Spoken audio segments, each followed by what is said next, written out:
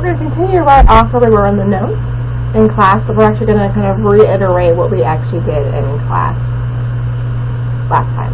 So we're going to kind of basically redo the sample distribution and redo the 68, 95, 99.7 rule, and then we'll talk about how that's actually going to apply. So we learned that if P was 0.4 and N was 100, we showed together that then that P hat would be approximately distributed normal with a mean of 40% or 0.4 and a standard deviation of 0.049. Alright, so this was our P. This was the square root of P times 1 minus P over N. This was our mean. This is our standard deviation. And if we took that and applied that to the normal curve rule, which we drew the picture together last time. So we started at that 0.4 was our mean. The 0.049 was our standard deviation that we went out. That's where we got those numbers along the bottom. So we were able to say then that when taking samples of 100 beads,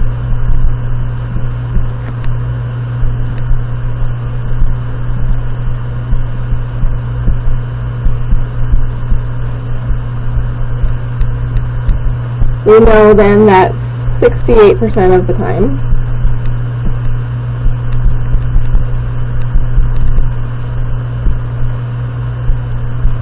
we will get between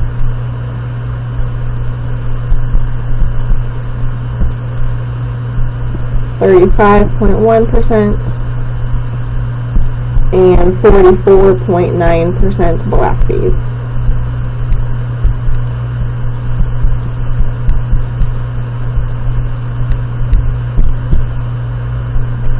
At 95% of the time, so that's going out, are 2 standard deviations.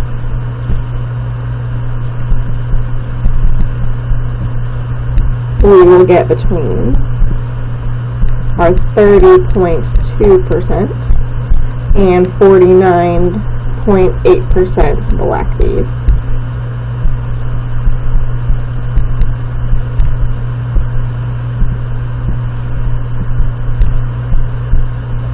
And then finally, we know that 99.7% of the time,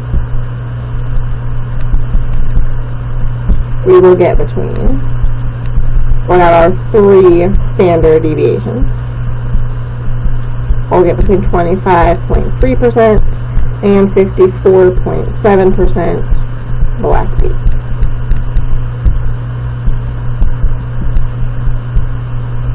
Right, so we have an idea of what to expect.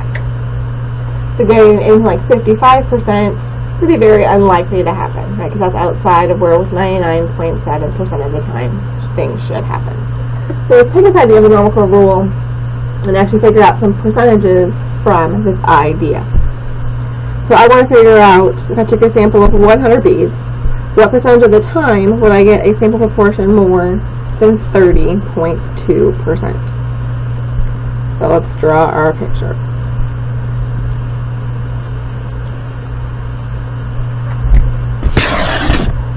Okay, so we start at our mean, and then we're going to go out our 3 standard deviations. So our 40%, subtract the 0.049 as we go to the left here every single time.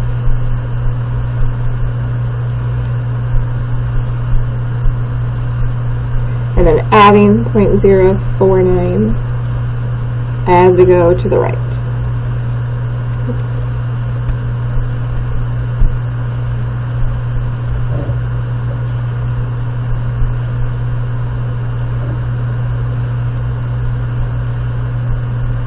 Alright, so our number interested in the problem here is this 30.2%. So of course, first changing that to a decimal. That's going to be our 0.302, which is right here. We want greater than, so everything to the right of that number will be shaped. Everything. We want to find that percentage. Well, so what I know from just above, right, if I go out 2 standard deviations in both directions, right, that's 95% there in the middle. So if I have 95% in the middle, and I have 5% then left over, 2 different spots to put it in. So I know over here, I have 2.5%. And up here, I have 2.5%.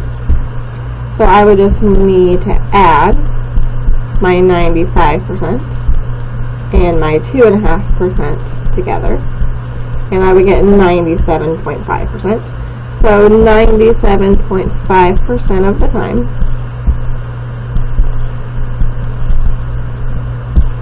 when we take a sample of 100 beads,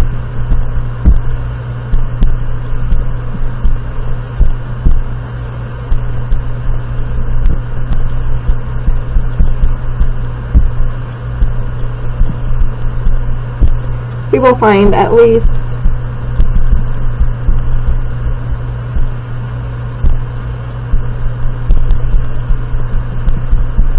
30.2% to be black beads.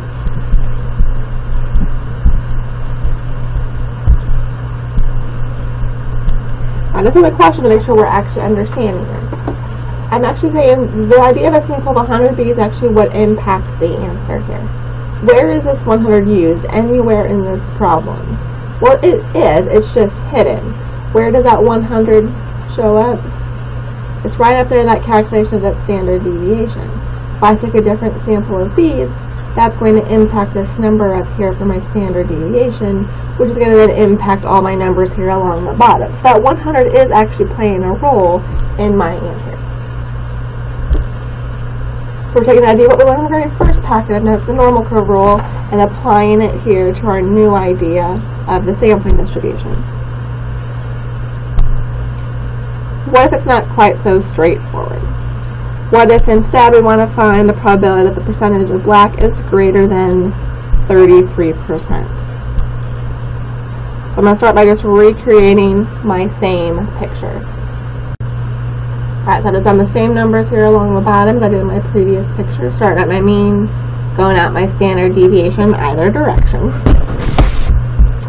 This time, this corresponds to a p-hat of 33%, or 0.33.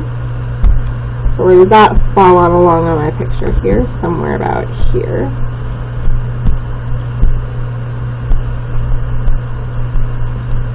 And we want everything greater than that. So again, shading right.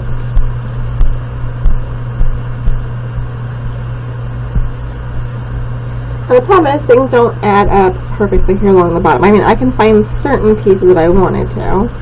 If I went out here, this one standard deviation, that's 68%. 32% left over, so half of that would be here. So that's 16%. The thing is, I can't figure out exactly how big this little piece is, right? I don't have that from just my normal curve rule. So we had the same problem happen when we did just the normals notes. So what did we need to do? Well, we had to change things to z. We went to the table instead. So before, our formula from our first set of notes was we had y minus mu over sigma. Now, if you remember, y was the observation, mu was just the mean, sigma is just the standard deviation. I'm going to take that same idea and figure out how is that going to affect things now. Well, I'm going to take a number minus a number divided by a number, and I do have already a mean is p, and I have a standard deviation, which is this pretty little square root thing. So I'm going to go ahead and plug those two different things in. So my mean now is going to be p. My standard deviation now is now the square root of p times 1 minus p over n. I have to figure out what's my observation. So what do I observe? I observe my sample proportion. That's what p hat is. So even though this z formula looks very different from what I had before, it really is following the same pattern. This is what I'm observing. This is what my mean is. This is what my standard deviation is. So again, even though it looks very different, it actually is the same process to find a z. So now I can take all of the ideas that I learned in the very first set of notes, now using this z, apply it to this problem, and get my answer. Alright, so let's complete it. Again, I'm just going to start by recreating the same picture I had here.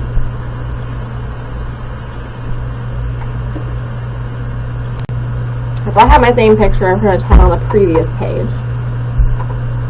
And now again, I pretend this is like from the very first set of notes. It's shaded right. I'm going to use all these same ideas. So the first thing I'm going to do is find a z. Now just the z formula I'm using looks like this, which looks a little bit nasty, but we're following it from the same idea. I take the number along my bottom, which is my 0.33. I'm going to subtract off the mean, which is where also my graph is centered at. Alright, so I'm going to subtract off the 0.4. And then I'm going to divide by my standard deviation. Now if I go back and again look at the formula, I have this square root thing, but I've already calculated that. I don't need to calculate it again. The square root of p times 1 minus p over n was this 0.049 that I've been using to create my picture. So I don't need to do the math again. I can just plug in that this is 0.0490. Alright, I get my z done. So my z is negative 1.43. Okay, why is the z negative? Remember, all a negative z told us is that we fall below or to the left of the center. Right, so we're falling below what we expected. That's what the negative is. Number tells us how many standard deviations away. So we are 1.43 standard deviations below where we expected to be. That's all that number is telling us. Right, and we are 1, not quite 2, like right, we're between those two. Standard deviations to the left or below the mean. Not too shocking. Then the next thing we did was go to our table. Same table, nothing new. So let me go ahead and pull up that table here real quick for us.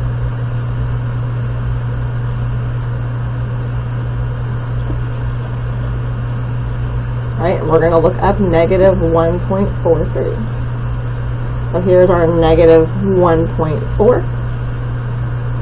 The 3 column. That gives us this 0.0764 number. Nothing new.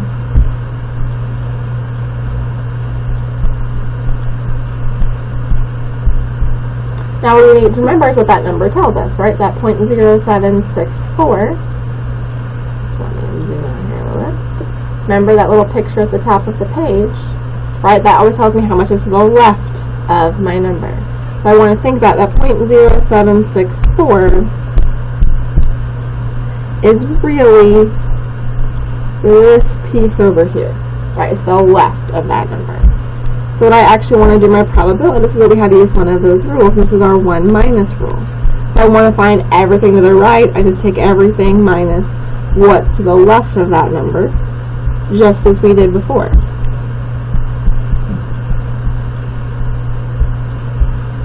So math-wise, we're going to get 0.9236.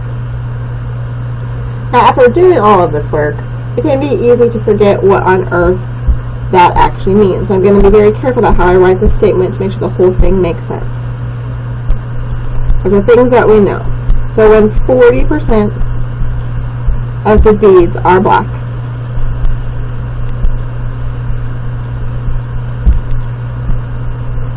alright, we started with having to know that. Mathematically, that has told us that our P was 0.4. That's where my center of my graph was. When taking a sample of 100 beads,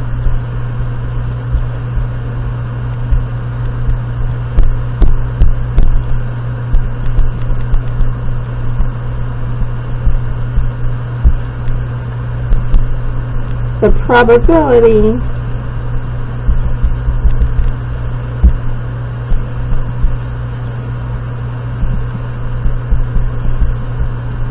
of getting at least 33% black beads. So that was our number that we used, that we were interested in, is 0.9236, or we could say 92.36%. So if I wanted to get at least 33% black beads, there's about a 92.36% chance of that happening. Pretty likely, right? Alright, so what we're going to do in class next time is we're going to do some more examples of practicing this, finding the standard deviation, using the normal curve rule, using the z, going to the table. So we're going to do some more practice of this idea.